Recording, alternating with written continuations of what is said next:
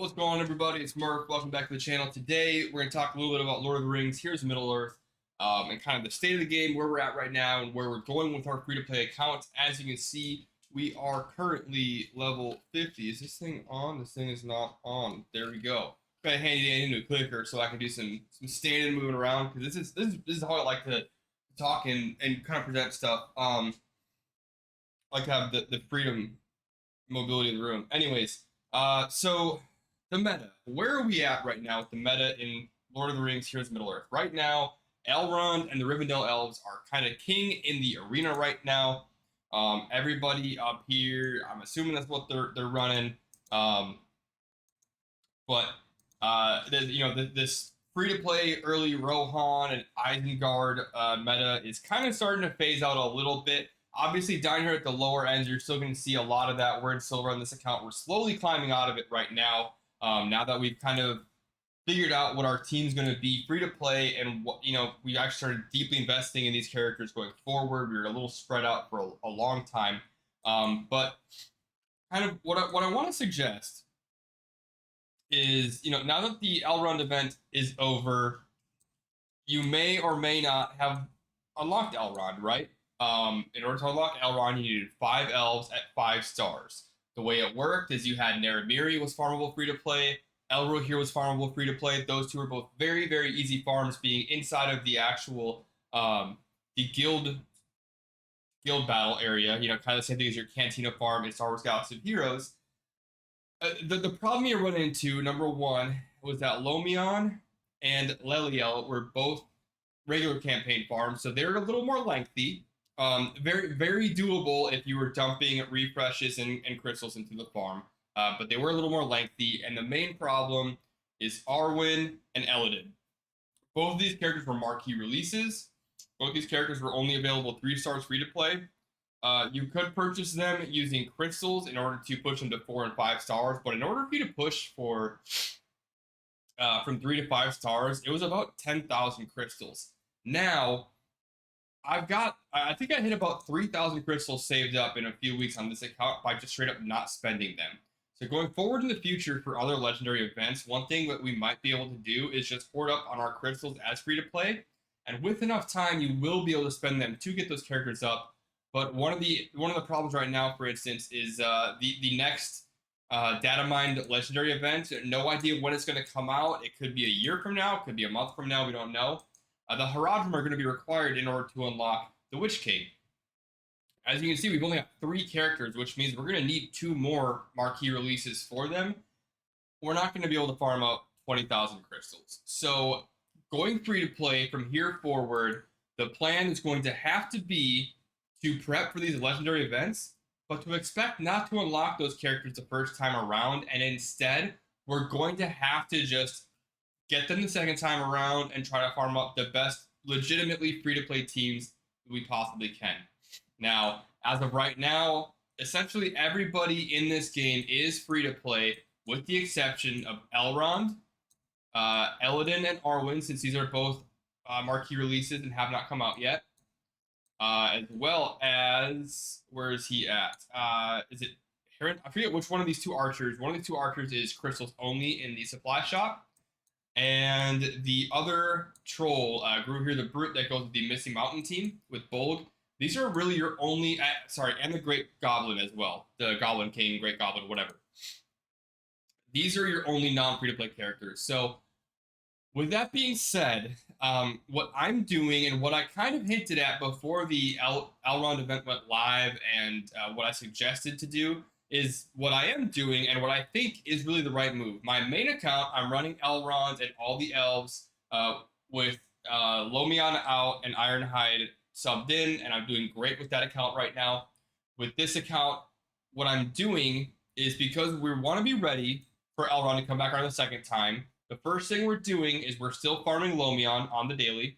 We are still farming Leliel on the daily in order to make sure that we have the elves required to unlock Elrond once Arwen and Elladan go free to play farmable, however that ends up being available. The number 2 thing is we are focused on building up our Rangers squad. I believe Rangers is going to be the best light side team for you to run in order to properly pivot into elves. And this is just very, very obvious right off the bat here. Once you unlock Halbrad, you can use him as the leader for the Rangers, at which point you unlock your Eladin, you can farm out Elro here. I'm hard farming Elro here to 7 stars on this account just to have him ready for Elrond. And I'm currently working on gearing Eladin to gear 8. He is currently, I believe, gear 7 on this account. We'll see. Yes, yep, we just hit gear 7 last night.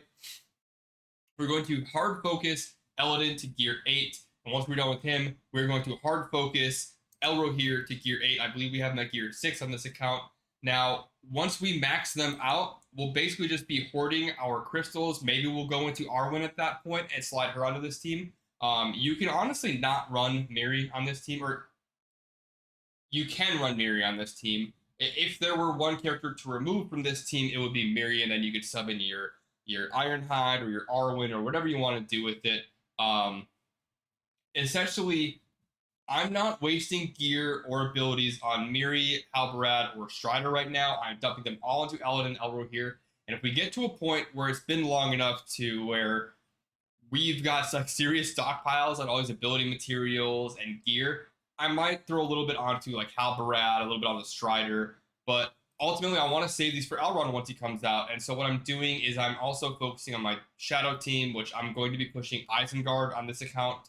I was kind of split and couldn't really decide what I wanted to do with Shadow on this account either, but I've got it firmly decided. On my main account, we're currently running the Rivendell Elves, and then on our Shadow team, we're currently running the Shagrat Mortar. Disregard. We're running the Bolg Misty Mountain team. We went ahead and bought the other troll for the Misty Mountain with them, so we're going to be running that team in order to test it out and get some proper feedback on it.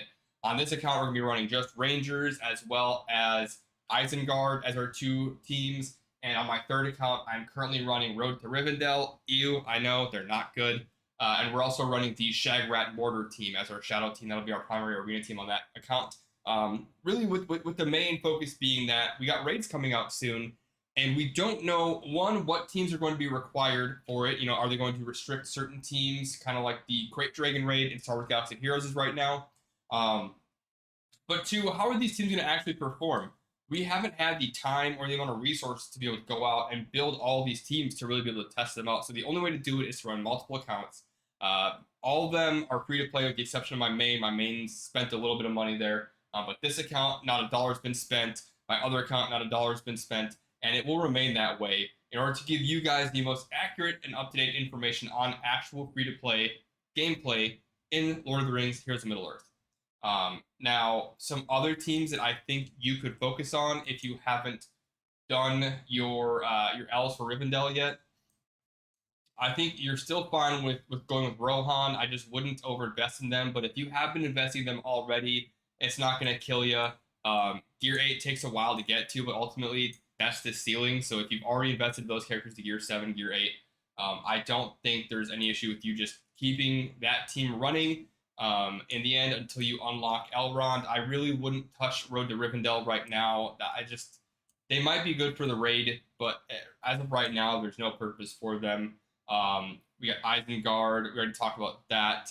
The Shagrat Mortar team, I don't have Shagrat yet, but I've got 3 characters unlocking that team on my third account. Working towards the 4th. I believe actually Uzhan is the last one I don't have unlocked. And we should be unlocking Shagrat today or tomorrow. That's very exciting. Bolg, we are getting there, but we're not there yet, so I really can't give you accurate feedback on that team. But I'm very excited for that one, especially because I think there's going to be a Legendary Azog release at some point, and if we get a Legendary Azog, he's going to slide right into that team with Misty Mountain Orcs, as well as like Gru here and the rest of the Misty Mountain Orcs, like Tordok and I forget what his name is, but the guy that summons the trolls. Ultimately, we've also got, Thorin's Company, 2 characters there. There's nothing with them. We've got a couple of Dunland characters. There's nothing really to go with there. Really, we need more characters added to this game before we start talking about more teams, because as is, I mean, we can count out how many teams we got. We've got the Rivendell Elves. We've got our Rohan team.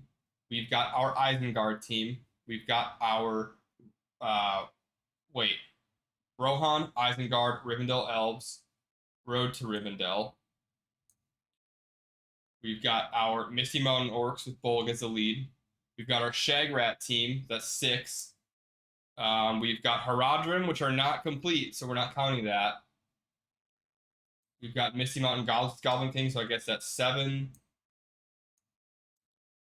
That's it. We have 7 teams in the game so far. You have to have 2, 1 light, 1 dark. We have a lot of factions, but not a lot of teams. A lot of these factions are not complete yet. And I really wouldn't advise investing in the factions without a complete team around it. So anyways, guys, I know this is kind of a quick video. I just kind of want to talk about the state of the game and where you could build towards as free to play. We'll be doing kind of I don't know, more content.